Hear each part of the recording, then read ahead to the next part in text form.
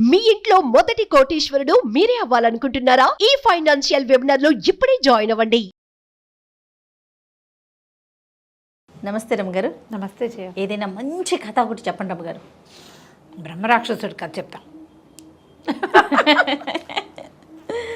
మంచి కథే, కానీ మీరు చెప్పే మీ రాక్షసులందరూ బాగుంటారులేండి. మా రాక్షసులు మంచివాళ్ళు. అవును చందమామల బ్రహ్మరాక్షసుల కథలన్నీ బాగుంటాయి, అవును రమ్మగారు. క్రూరంగా ఉండవు. మీ రాక్షసులందరూ మంచివాళ్ళు, మంచి వాళ్ళండి. అలాగనే కొంచెమే కేకలేస్తారు, ఎక్కువ అంతే కేకలేదు. అంతే అంతే. పూర్వం అట ఒక ఊళ్ళో ఒక భాగ్యవంతుడు ఒక ఆయన ఉండేవాడట. ఆయనకి ఎన్ని వేల ఎకరాల పొలాలో ఉన్నాయి. కానీ భాగ్యవంతుడికి ఒక పిసినారితనం ఉంది. పని వాళ్ళకి డబ్బులు ఇవ్వడం ఇష్టం ఉండదు ఆయనకి. పాలేళ్ళకి డబ్బులు ఇవ్వాలంటే ప్రాణం పోతుంది. పొలాలు ఉన్నాయి, మరి పొలం వ్యవసాయం చేయాలంటే కూలీలను పెట్టద్దు, మరి దున్నాలి, దమ్ము చేయాలి, నాట్లు వేయాలి, ఆ తర్వాత ఏదో మందో గిందో చల్లాలి, మరి తర్వాత ఇవి తీయాలి, ఏమంటారు కలుపు తీయాలి, ఆ తర్వాత ఎన్ని పనులు, నీళ్లు పెట్టాలి, నీళ్ళు ఆపాలి, తర్వాత కొయ్యాలి, తర్వాత కట్టేతలు, తర్వాత నూర్పిళ్ళు, చిరగటాలు గిరగటాలు, ఎన్ని పనులు. మొత్తం ఈ ప్రోగ్రామ్ అంతా మనుషులతోటే నడుస్తుంది. వ్యవసాయం ఒక చేతిలో మన ఇంట్లో మనం ఓం ఓం అని మనీ ప్లాంట్కి నీళ్ళు పోసుకోవడం కాదు కదా, బోళ్ళంత పని ఉంటుంది. ఈ పనులన్నిటికీ డబ్బులు ఇవ్వడానికి ప్రాణం ఒప్పేది కాదు ఆయనకి. ఏదో ఒకళ్ళో ఇద్దరో పని వాళ్ళు ఉండేవాళ్ళు, వాళ్ళే ఎలాగోలాగా చేసేవాళ్ళు, ఇంత అయ్యేది కాదు. అయితే ఎకరాలకు ఎకరాలు బీడు పట్టిపోయి ఉండేది ఆయనకి, పనివాళ్ళు లేక. వాళ్ళ ఆవిడ చాలా తెలివిగలది, కానీ ఈయన్ని లొంగదీయలేక ఆవిడ ఊరుకునేది.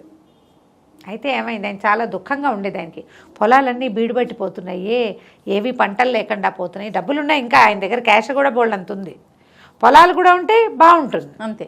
అయితే ఏమైంది, ఓసారి చాలా చింతాక్రాంతుడుగా కూర్చుని ఉన్నాడు ఆ పొలం దగ్గర. ఓ సన్యాసి ఆ దారైపోతూ, ఏమిటైనా అలా బాధపడుతున్నావు ఏమిటి అని అడిగాను. ఈ ఉచితంగా వస్తాయిగా బావిలో నుంచి మంచినీళ్ళు తీసి ఆ సన్యాసికి కాసిన మంచినీళ్ళు తాగడం పోయించి, చెట్టుకి ఏదో కాయ ఉంటే ఒక కాయ కోసి చేతిలో పెట్టి కూర్చోబెట్టాడు. నాకు చాలా సమస్యగా ఉందండి, పని వాళ్ళని పెట్టుకోలేకపోతున్నాను నేను, మరి సులువుగా పని అయిపోయే ఉపాయం ఏమో కనిపించట్లేదు, దాంతో చాలా కష్టపడుతున్నానంటే ఆ సన్యాసి ఈ మంచినీళ్ళు ఇచ్చాడు, మామిడికాయ కోసి ఇచ్చాడని ఓ మంత్రం చెప్పాట. ఈ మంత్రం చదువు, ఒకడు వస్తాడు, వాడితో నీకు కావలసిన పని చేయించుకో, ఏ పని చెప్పినా చేస్తాడు అని చెప్పి ఆ మంత్రము ఉపదేశం చేశాడు. ఈయన బాగానే ఉంది, తెల్లవారి ఇంట్లో కూర్చుని మంత్రం పునశ్చరణ చేశాడు. ఇన్ని వేలు చేయాలని ఉంది లెక్క. ఆ అన్ని వేలు అయ్యాక ఢామ్ అని పెద్ద శబ్దం అయ్యి పెద్ద బ్రహ్మాండంగా ఉన్నటువంటి భీకరాకారుడు ఒకడొచ్చి ప్రత్యక్షమయ్యాడు. ఏం కావాలో చెప్పు, పని చేయాలి నాకన్నా, నువ్వేం పని చెప్తే ఆ పని చేస్తా. అయితే మనకు అదంతా మన పొలమే, ఆ పొలం అంతా దున్నాలన్నాడు. సరే అన్నాడు. ఈయన ఏమనుకున్నాడు, కాస్త ఇమితంగా కూర్చుని మజ్జిగ తాగుదాం అనుకున్నాడు. ఆయన పీటేసి కూర్చుని ఏమే మజ్జిగతే అనే లోపల బ్రహ్మరాక్షసుడు వచ్చేసాడు. వాళ్ళ ఆవిడ ఇంకా మజ్జిగ చిలుకుతుంది, చిన్న గ్లాసులో పోస్తుంది. వచ్చేసి దున్నేసా అన్నాడు. ఏమిటి అప్పుడే దున్నేసా బాట? దున్నేసాను, కావాలంటే చూసుకో. మేడెక్కారు, పైనుంచి చూస్తే పొలం అంతా దున్నేసి జాలుగా కనపడుతుంది. 1000 ఎకరాలు 1000 ఎకరాలు దున్నేశాడు.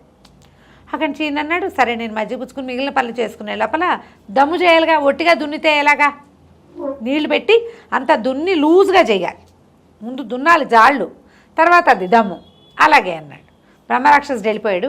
ఈయన మజ్జిగ దాగి స్నానం చేసి వస్తానని గావంచా భుజాన వేసుకుని వెళ్ళాడు. ఈయన ఇంకా ఒక నూతులేంచి వచ్చి ఏదైనా తోడలా బ్రహ్మరాక్షసు మళ్ళీ డింగమని వచ్చాడు.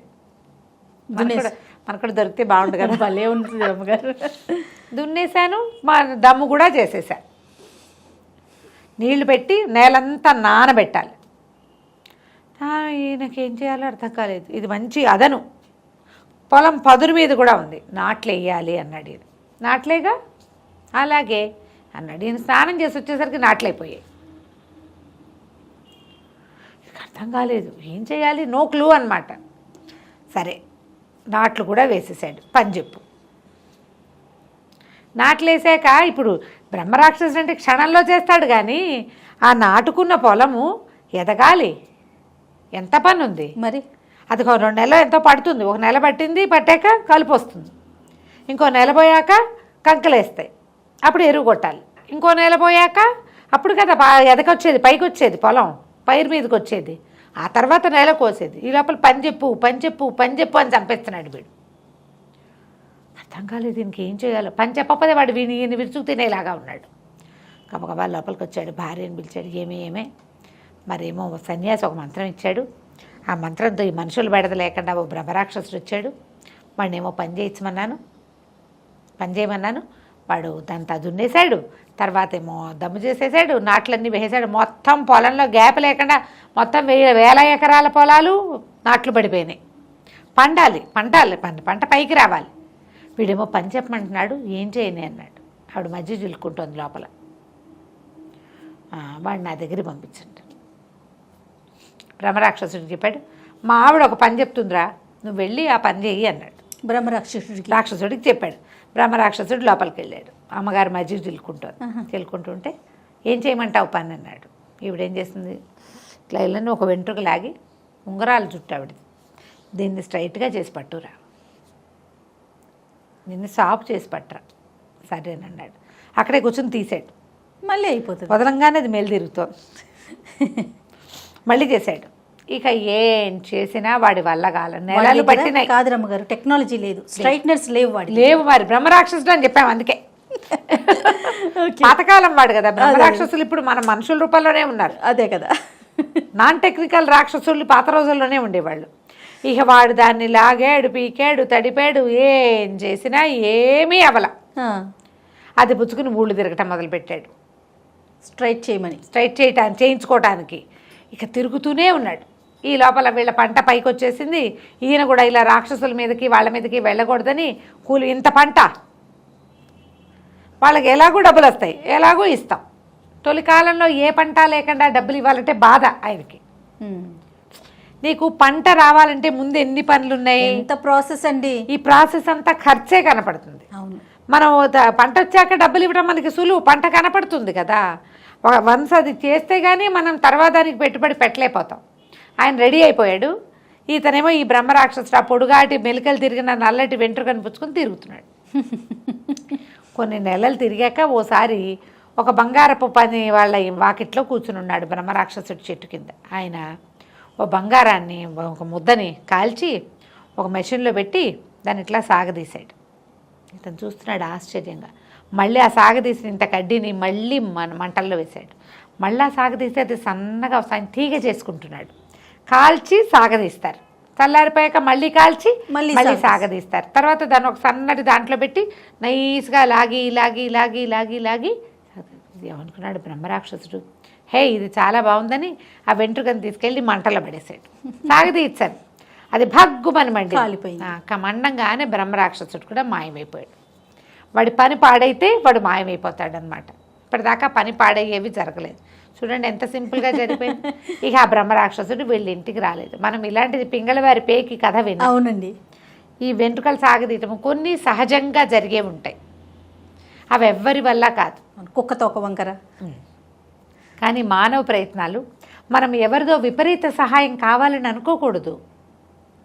నాకు ఎగ్జామ్లో 100 మార్కులు రావాలని కోరుకుంటారు పిల్లలు. దానికి నువ్వు పని చేయొద్దు. అది కదా, ఎవరైనా ఎగ్జామ్ రాసేసి ఏదైనా విచిత్రం జరిగి రాసేసే పెన్ దొరికేస్తే బాగుండు అలా ఊహించుకునే వాళ్ళని చిన్నప్పుడు. మ్యాజిక్ పెన్ అది అలా పెట్టగానే అదే రాసుకుంటూ వెళ్ళిపోతుంది. కథల్లో చదివి మ్యాజిక్ పెన్ కావాలి, మ్యాజిక్ బుక్స్ కావాలి, మ్యాజిక్ పేపర్స్ కావాలి. ఎప్పుడు మ్యాజిక్లతోటి వాటంతటా అవి జరిగిపోయే క్రియలతోటి జీవితం నడవదు. వాటికి మనమే ప్రయత్నం చేయాలి. బంగారానైనా కాల్చి కొట్టి చేస్తేనే సాగుతుంది. అంతే. దాంతో ఏనగైనా చేసుకోవచ్చు కదా. కాబట్టి మనం ఏం చేయాలి, క్రియ సరిగ్గా చేయాలి. ఎప్పుడూ కష్టే ఫలి, ఈ ధ్యాస పెట్టుకుని ఉండాలి. పిల్లలకి చెప్పండి ఈ కథ. కొంచెం ఉద్యోగాల్లో కొత్తగా చేరిన పిల్లలకు కూడా ఈ కథలు చెప్పండి. ఒకసారి మ్యాజికల్గా జరిగిపోయింది అనుకో, సడన్గా జరుగుతాయి. మ్యాజిక్స్ ఎల్లప్పుడూ ఎలా జరుగుతాయి, అంతటితో ఆగిపోతుంది. పైగా బోర్గా కూడా ఉంటుంది. అంత చిటుక్కునైపోతే బోర్ కదా, మరి కదా బోర్ కొట్టేస్తుంది. అలా కాదు, మనం ట్రై చేయాలి, కొంచెం ఫెయిల్ అవుతుండాలి, మళ్ళీ ట్రై చేయాలి, అప్పుడు సక్సెస్ అవ్వాలి. సక్సెస్ని ఎంజాయ్ చేయాలి, సక్సెస్ని ఎంజాయ్ చేయాలి, సక్సెస్ని పంచుకోవాలి, మనని చూసి ఇంకోళ్ళు నేర్చుకోవాలి. ఎంత ఉంది అసలు మనకు కూడా దాని విలువ తెలుస్తుంది కదా, ఎంజాయ్ చేస్తాం అలా కష్టపడి సాధిస్తే కనుక. అవును. రైట్, చాలా బాగుంది రమ్మ గారు. నమస్తే అండి.